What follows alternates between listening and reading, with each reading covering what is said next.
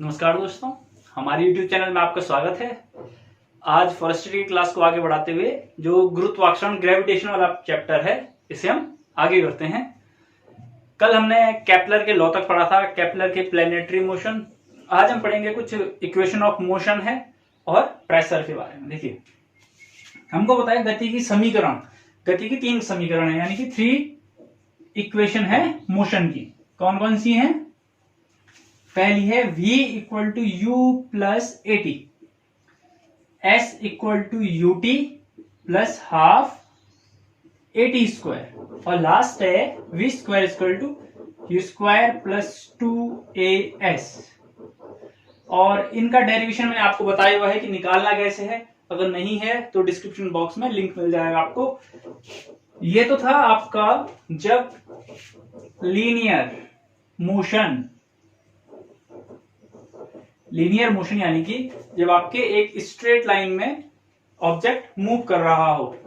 Clear? जब straight line में, कि फर्श पे कह सकते हो, जमीन में कह सकते हो, अर्थ की सरफेस पे जब कोई ऑब्जेक्ट चल रहा है, उस समय ये इक्वेशन ऑफ मोशन लगेंगी। बट जब कोई ऑब्जेक्ट गिर रहा है, फॉलिंग, फ्री फॉल भी आपके पास, फ्री फॉल, तो मैंने आपको यह बताया हुआ है जब ऑब्जेक्ट फ्री फॉल होता है तो उस समय जो उसका एक्सेलरेशन होता है वो कितना होता है? 9.8 मीटर पर सेकेंड स्क्वायर। क्लियर? अब फ्री फॉल, कोई ऑब्जेक्ट अगर ऊपर से नीचे गिरता है या फिर नीचे से किसी ऑब्जेक्ट को ऊपर फेंका जाता है तो ये इक्वेशन ऑफ मोशन चेंज होती हैं। कैसे? ये हो जाती है v equal to u plus g t, s equal to u t plus half g t square, और v square equal to u square plus 2gs। जहां जहां पे a था वहां पे g आ चुका है। g क्या है? Acceleration due to gravity. ठीक है? क्लियर? जहां जहां पे a था वहां पे g आ गया। देखो, यहाँ पे a था, यहाँ पे a था, यहाँ पे a था। बट अब कंफ्यूजन ये होता है कि जब हम किसी ऑब्जेक्ट को फेंक रहे हैं या फिर नीचे आ रहा है, उस समय साइन में बच्चे कंफ्यूज हो जाते हैं कि प्लस का साइन लगेगा या माइनस का साइन लगेगा। तो आपको साइन का क्लियर कर देते हैं पहले। देखिए, जब किसी ऑब्जेक्ट को ऊपर फेंकोगे, ठीक है, अप, जब किसी ऑब्जेक्ट को ऊपर फेंकोगे तो आपका g इक्वल टू माइनस जी हो जाएगा। g की जगह पे माइनस लगाओगे। क्यों? जब भी हम अर्थ की सरफेस से ऊपर या फिर नीचे जाते हैं, अर्थ की सरफेस से, याद रखिएगा, सरफेस, अर्थ सरफेस से ऊपर या नीचे जाएंगे तो g का मान ऑलवेज डिक्रीज होगा। ठीक है? g का मान ऑलवेज डिक्रीज होगा। इसका भी डेरिवेशन है, ठीक है, वो आपको बाद में करवा लेंगे, तो इसका ध्यान रखिएगा। जब भी सरफेस से ऊपर या सरफेस के नीचे जाएंगे तो g का मान डिक्रीज होगा। ये था अप के लिए। और डाउन के लिए, डाउन के लिए मतलब जब किसी हाई क्लिफ से सरफेस की तरफ गिर रहे हैं, यहां सरफेस और यहां पे क्लिफ, ठीक है, यहां से कोई ऑब्जेक्ट नीचे गिरा तो उस टाइम क्या होगा? g इक्वल्स टू प्लस का g। क्लियर? मतलब मैंने कोई बॉल यहां से ऊपर के लिए फेंकी तो उसमें g माइनस में लो गिरा, यानी कि यहाँ पे माइनस साइन आएगा। बट जब वो बॉल ऊपर से नीचे आ रही होगी उस टाइम g की वैल्यू प्लस आएगी। इसका ध्यान रखिएगा। ठीक है? चलिए आगे बढ़ते हैं। अगर इसमें कोई डाउट होगा कमेंट कीजिएगा। ठीक है? अब आपने सुना होगा मास एंड वेट, द्रव्यमान एवं भार। ठीक है? मास, वेट, यानी कि होता है द्रव्यमान और ये भार। इन दोनों में कोई डिफरेंस है? मेरा वेट इतना है, जैसे मैं अपना कहूं मेरा वेट है 65 kg, तो मास है, या मैं वेट कहा है, मास नहीं कहा है, मैंने कहा मेरा वेट है 65 kg। ठीक है? तो मेरा मास कितना होगा ये कैलकुलेट करना है। ठीक है? या फिर अगर मैं कहूं मेरा मास है 60 kg तो वेट कितना होगा? क्लियर? तो देखिए, पहले इन दोनों के बीच डिफरेंस पता होना चाहिए आपको कि मास क्या चीज हुई और वेट क्या चीज हुई। मास होता है all constituent of a body. कोई भी बॉडी जिस चीज से मिलके बनी हुई है, किसी भी चीज से मिलके बनी हुई है, अगर उस सबको मैं इकट्ठा करके रख दूं तो वो क्या, उसका मास है। ठीक है, जैसे मेरा अपना खुद का हूं, तो जो मेरा मांस, हड्डियां, जो ये सब मिलके बनी हुई हैं, वो क्या बनाएगा, मेरा मास। क्लियर। वेट क्या हुआ, व्हेन ग्रेविटी एक्ट ऑन मास, जब ग्रेविटी मास पे एक्ट करेगी। देखिए मास को किससे डिनोट करते हो आप, कैपिटल एम से। इसकी जो एसआई यूनिट होती है वो क्या होती है, केजी। क्लियर। लेकिन वेट को डब्ल्यू से डिनोट करते हो, ठीक है, इसकी एसआई यूनिट होती है न्यूटन। ठीक है, इसकी एसआई यूनिट होती है न्यूटन। न्यूटन यानी कि केजी मीटर पर सेकंड स्क्वायर। वेट क्या है, केजी मीटर पर सेकंड स्क्वायर। इसका फॉर्मूला आपको पता है, क्या होता है, एम इंटू जी। ये क्या है, SI unit. Clear. M into G, यानी कि जब मास पे ग्रेविटी एक्ट करती है तो क्या होगा, वो वेट बन जाएगा। ये सेकंड पॉइंट था। थर्ड पॉइंट, मास रिमेन कांस्टेंट। मास कांस्टेंट होता है बट वेट वेरी करता है। वेरी करता है किस पे डिपेंड कर रहा है, क्योंकि जहां पे जी में ऊपर या नीचे हो जाएगा।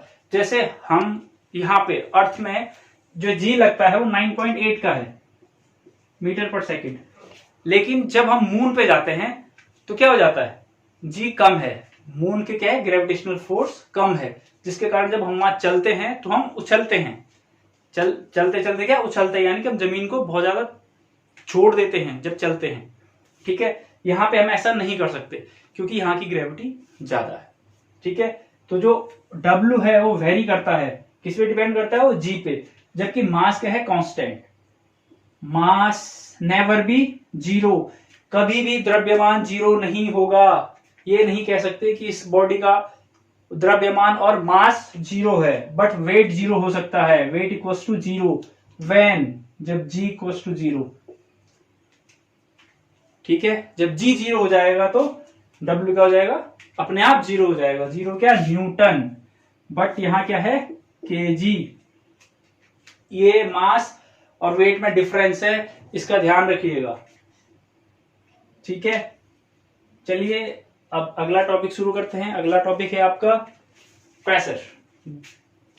ठीक है, प्रेशर यानी कि दबाव। थ्रस्ट और प्रेशर एक साथ लिखते हो आप, थ्रस्ट एंड प्रेशर, यानी कि अभी दबाव की बात हो रही है। तो पहले दबाव पे बात कर लेते हैं। वो गुरुत्वाकर्षण के अंदर ही प्रेशर। प्रेशर होता क्या है, देखिए जब, अच्छा कुछ क्वेश्चंस है उसका एग्जांपल, पहले उनका एग्जांपल ले लेते हैं। पहला लेते हैं चाकू यानी कि नाइफ। ठीक है, एक ब्लंड यानी कि खूना चाकू से सब्जी काटना ज्यादा टफ होता है बजाय कि एक शार्प। ठीक है, यानी कि जिस चाकू की धार तेज हो उससे सब्जी काटना ज्यादा आसान होता है बजाय कि उस चाकू के जिसकी धार तेज नहीं हो। ऐसा क्यों। दूसरा, सुई, निडल, जो सुई होती है आगे से नुकीली क्यों होती है। कपड़े सिलने वाली सुई है, चाहे थंबपिन है, आपने थंबपिन भी देखी होगी, ऊपर से यूं होता है, नीचे नुकीला होता है। कील, नेल बोलते हैं जिससे, वो सब क्या है, उनका स्टार्टिंग पॉइंट क्या होता है, नुकीला होता है, साफ होता है। ठीक है, क्यों, वाई। नेक्स्ट, जो हील्स होती हैं, जो गर्ल है हील पहन के सैंड यानी कि रेत में नहीं चल सकती हैं। वाई, रेत में हील पहन के नहीं चला जा सकता है। क्लियर। ये कुछ क्वेश्चंस है, इनका सबका आंसर है प्रेशर। देखिए, कारण है एरिया यानी कि क्षेत्रफल। पहले चाकू का एग्जांपल ले लेते हैं। जो चाकू होता है उसकी धार अगर तेज ना हो तो वो सब्जी नहीं काट पाता।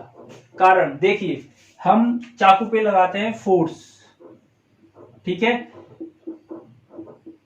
चाकू पे हम बल लगाते हैं, ठीक है, और जो ये भाग है ये एरिया है, क्षेत्रफल, कि हमने फोर्स लगाया, कितने एरिया में फोर्स लगाया है, ठीक है। अगर एरिया ज्यादा होता है तो जो हमारा प्रेशर है वो क्या हो जाएगा, कम हो जाएगा। तो प्रेशर का जो फॉर्मूला होता है, सूत्र होता है, P equal to force per unit area, बल बटे क्षेत्रफल। आप इसको ऐसे भी लिखते हो, प्रेशर बराबर थ्रस्ट अपॉन एरिया। ये है क्या, देखिए, अगर धार तेज होती है तो आसानी से कम क्षेत्रफल, देखिए क्षेत्रफल कम करते हैं, धार तेज करने का मतलब क्षेत्रफल कम किया, एरिया को मिनिमाइज कर दिया, ठीक है। जैसे सुई का एग्जांपल था, सुई आगे से नुकीली होती है, नुकीली क्यों है, क्योंकि वो आसानी से पेनिट्रेट कर दे कपड़ों में, ठीक है। अगर आगे से मोटी होती है, आप मोटी सुई से कपड़ा सील के देखना, ठीक है, जिसे चटाई सीते हैं, बड़ी मोटी वाली चटाई सीते हैं, उससे कपड़े सी के देखना। और आप ये भी देख सकते हो, जो मशीन होती है, स्विंग मशीन, ठीक है, उसमें क्या होता है, जो पिन होती है वो बहुत पतली होती है।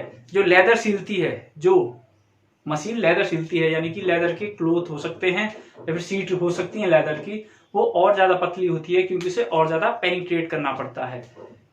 तो एरिया क्या करना पड़ेगा, कम। जहां पे एरिया कम होगा वहां पे प्रेशर ज्यादा होगा। जहां पे आप फोर्स कितना भी लगा लो, अगर एरिया ज्यादा है तो प्रेशर क्या होगा, कम होगा। देखिए इस समय ये कंडीशन क्या है, प्रेशर किस पे डिपेंड कर रहा है, फोर्स पे। अगर आपने फोर्स ज्यादा लगा दिया तो प्रेशर बढ़ेगा, लेकिन अगर एरिया ज्यादा है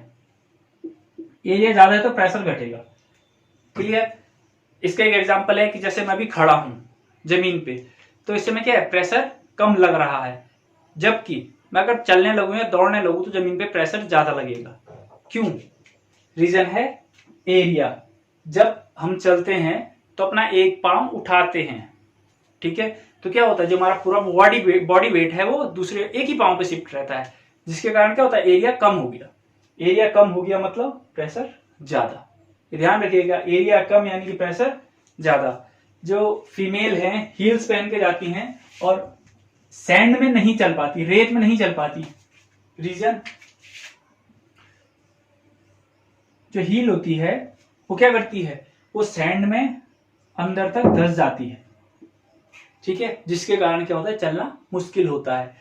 उसी की बजाय अगर हम फ्लैट लेते हैं, स्लीपर अगर फ्लैट होता है तो हम आसानी से सैंड में भी चल सकते हैं, ठीक है। ये सब किसका काम है, एरिया का। अगर आपने फोर्स कितना भी लगा लिया, फोर्स आप कितना भी लगा लो, लेकिन एरिया भी बढ़ रहा है साथ में, तो प्रेशर कम ही होगा, ठीक है। जबकि आपको पता है फोर्स बढ़ेगा तो प्रेशर बढ़ेगा, बट अगर आप एरिया भी ज्यादा है तो आपका प्रेशर कम होगा। क्लियर।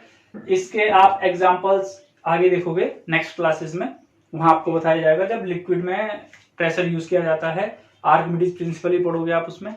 क्लियर। तो आज के लिए इतना ही, बाकी नेक्स्ट वीडियो में, तब तक के लिए थैंक यू, कीप वॉचिंग।